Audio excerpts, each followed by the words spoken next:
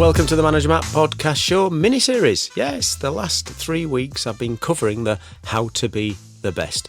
How to be the best team leader, how to be the best shift manager, and today is how to be the best site manager. Or you can call it something else, because it's a bit confusing sometimes, because site manager for some place, could be general manager for others, could be operational lead or group, whatever. You know, it's got a different terminology for different places. But, you know, I think it's important to understand that these series are just to give you a guide on how to be the best at what you do, in whatever that might be. And not because it's just operational function, because there's a lot in there, but, you know, there is a lot of takeaways for non-operational people. So please stay tuned. And if you haven't, go back and listen to the other two. Go on, go have a listen now. Have you gone? No, okay, if you haven't, stay with us, that's fine. So what is the difference then? We've been talking about the difference between a shift manager and team leader. So what's the difference between a site manager and a shift manager? What is the role of the site manager? What are you really there for? How do you add value to the company? It's a theme you've heard a few times if you've listened to these. And how do you build that high-performing leadership team around you? And how do you position yourself for the next promotion? Because there's always somewhere else to go. So let's start with the basics. A bit of a recap so we don't get too confused. Team leaders, they're the frontline supervisors.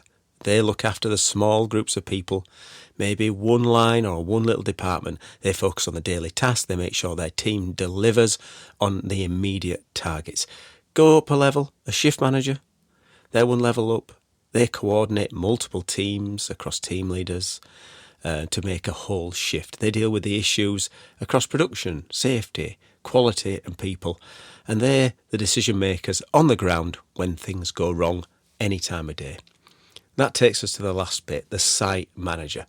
Well, as it sort of says, they are in charge of the whole operations. They're responsible for everything that happens on site. Production, quality, safety, costs, customer requirements, audits, people. Ultimately, the profitability of the business, everything, the P&L. They're not just running a shift, they're setting the tone, the direction and the culture for the whole place. It's the big role. Now, of course, the team leader and shift managers have elements of that. You know, they're all there. But think of it this way. If you look at a football team, any team, you've got your team leaders, they're the captain on the pitch. The shift managers, they're the coach on the sideline, they're doing that. And the site manager is the club manager. They're responsible for the whole season, the strategy, the buying, the selling of players, the club, the trophies, the next level. They're up there. That's what they're going to be doing. So what's the role of a site manager? It sounds very general, and a lot of these roles are called general managers. So you could say this title is how to be a best general manager. You know, they've got this idea of being able to build a team around them. So looking at your sports analogy, they're looking at how they bring people in. It's not just about solving problems for them, although they will be involved. And if you're firefighting every day, you're probably not at the right level. You're probably too far down. If you always plug in away as a site manager and think you're solving problems, you're probably at the wrong level. But let's just have a look at the real role of a site manager. As I've said there, to set direction. Make sure the site goes aligned with the company's strategy. So they're going to be looking at how does my site add to the company's strategy? They've got to deliver results. You've all got to deliver results, but of course the results might be different, might be broader. Safety is always going to be around people anyway, but there's going to be a lot more pressure around delivering safety, quality, cost, service, the whole package, because the buck stops with them. And of course, as a general manager, as I've been, safety can sound like, oh, that's simple, keeping everyone safe. And of course, that's what you're doing. But as a general manager, sometimes you're having to implement group processes, group safety initiatives, group audits. Lots of different things that happen at a different level. As a site general manager and site lead or site manager, you've got to develop the next leaders. Your job isn't to manage every person. It's to manage your managers. Build strong shift managers and team leaders that can deliver consistently. And one of the things you've really got to do, and maybe there's something you don't think about, is you are the face of the site to the customer, to the senior leaders, to the suppliers, especially to orders. You're there. You're the one person that's accountable and make things happen and makes sure the site is trusted. You're the face. You're the professional face. You sometimes have to toe the political line. That's how it works. You've got to drive improvements. You cannot keep still. You're not just there to make sure the lights are turned on in the morning. You've got to make sure that that site is getting better and better. Small, incremental changes, making it leaner, because there's going to be a squeeze at your level every year to get the costs down. Deliver more, make it cheaper. You've got to have cost out projects, so delivering cost out is a part of being a general site manager. Now, how can you add value at your level? It can be quite distant. You feel like you're not in the day-to-day, because sometimes you're not, but that's okay, because that's what you're there for. You've got good people to do it. But if you want to be a great site manager, not just an okay one, because nobody wants just to be okay, you've got to show where you're adding value. So you've got to be consistently, the site needs to run smooth, and your leadership needs to make sure the business is winning. Boring and consistent. I know it sounds terrible, boring, consistent. No drama, no surprises. That's what your manager wants to see. The higher up you go as well, you need to have more financial awareness than you did. You don't have to be accountants, but you just need to be more around how cost per unit, labour efficiencies, yield, margins. You need to show that you understand how that site's making or sometimes not making money. And of course, you can then build the savings into that. You've got to be focused on the customer, and that's where sometimes you're making big decisions that might be, if something breaks down, who do you disappoint? Because that's the decision you're going to have to make. Do I let that customer down? But when you know more, and the higher you go, you will know more. You know which customers you can and can't disappoint. You know what relationships you've got. You've also got to be high on the risk management. You've got to try and spot risk before it happens. I know it's difficult. You haven't got crystal balls. But you've got to try to make sure that if it's a safety or a compliance or a people side, you're looking at how you can make sure that your people are safe by building good risk management.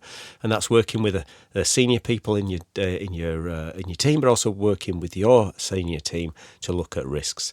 And you've got to strategically think. You've got to plan for tomorrow, not just by one shift, but you're talking about the next quarter, the next year.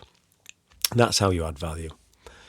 You've also got to be able to build a good team as a site manager. That's a big one. No site manager can do it on his own. They're not going to succeed. The real test of a great site manager, a really best site managers, is whether they can build a strong, capable leadership team that can manage that site when they're not there and do it well. So how do you do that? Of course, you've got to clarify what the structure is so everyone knows their roles, their accountabilities. There's no grey areas. SLTs or senior leadership teams sometimes play in everybody's sandpit, but they still need to clarify what role you've got to do. You've got to empower the managers. You're not going to micromanage them. That's not what you're doing.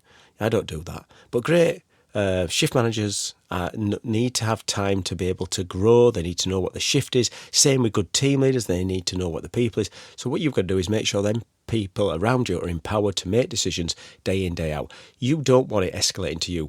I know some shift managers who will constantly escalate to the site manager for anything. And the site managers of old love it because they're involved in making decisions. But you're all dropping down a level. You're all doing somebody else's job. So give the empowerment to the managers and develop the people. Next point, spot those future leaders, invest in them, get them to really get strong so that when they are there, in the mire, you know that you've developed good people who can show great leadership and get things done. When you're building a good team, you've got to show the culture. So you set the tone. If you're a calm, professional and fair, which you should be, people will see that. It will flow down from you. If you're panicking, reacting and inconsistent, well, funnily enough, that spreads too. And visibility. Don't disappear behind the screens. It's easy to do. So easy to do. I've had jobs where I've done nearly a week and then I've gone, I've not even been near the shop floor. Clear your diary, put it in there, be present on the shop floor, talk to people at all levels and build trust across the site. Now, when you get to general managers and site managers, the promotional options become less. I know this myself. I know I've had chances where I couldn't get promoted unless I moved the area or the role wasn't there. You had to wait for someone to leave. That's not great. So how do you do it then? How do you look at that next step to the senior roles? And how do you get yourself ready for that? What would be the next step? Would it be an operational director? Would it be a multiple site manager? Well, you've got to prepare yourself. You need to deliver your numbers. It's the same through all these three. You've got to be good at what you do. No one gets promoted without results. Your site has to be hitting its safety targets, quality targets, cost targets, delivery targets, savings targets, audit targets, whatever it is you've got to be measured against. You've got to do it. And you've got to think beyond your site. So the second point in this is think beyond your site. How do you show that you understand that wider business? How do you invest in making sure you've done some work in different areas? So you're interested in supply chain, sales, customers, not just your own four walls or your own roof. What's next? Where do you think beyond your site? And another step on that is building relationships upwards. Your reputation with the senior managers will matter. Be seen as reliable, forward-thinking, and of course solution-based. You want to get things done, so build relationships. And of course, before you can move, what are you got to do? You've got to develop someone who can take your place. So build future leaders. If your site is running smoothly, you've got a great chance to show that your sustainable structure, you can get your hands on that big picture because you've got good people in your business who can take the reins and the site would still continue without you. Bring ideas. What do people need at the senior level is ideas, innovation, either that is technologies, ways of working. Sure, you're not just there to maintain, you're not just doing the same thing day or day out, you're there to push that business forward. Promotions aren't just given to managers for being there the longest. They're going to have to be earned, and it's going to have to be earned by those 4-5 points. Deliver your numbers, think beyond your site, build relationships upwards, develop future leaders, and bring new ideas. Okay, let's wrap it up. So the 3 episodes I've just done have all been around how a team leader can be the best, how a shift manager can be the best, and how a site manager can be the best. Team leaders, they run the front line. Shift managers coordinate the shift, and site managers lead the whole operation, setting direction, delivering results, and developing people.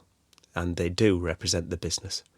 And of course, the best site managers have grown through the ranks a lot of the time. So if you've taken anything out of these 3, it's about how you can be consistently delivering results, building a good team, and delivering where you should. Well, that's it for Manager Matt this week. Thank you so much for listening, and goodbye.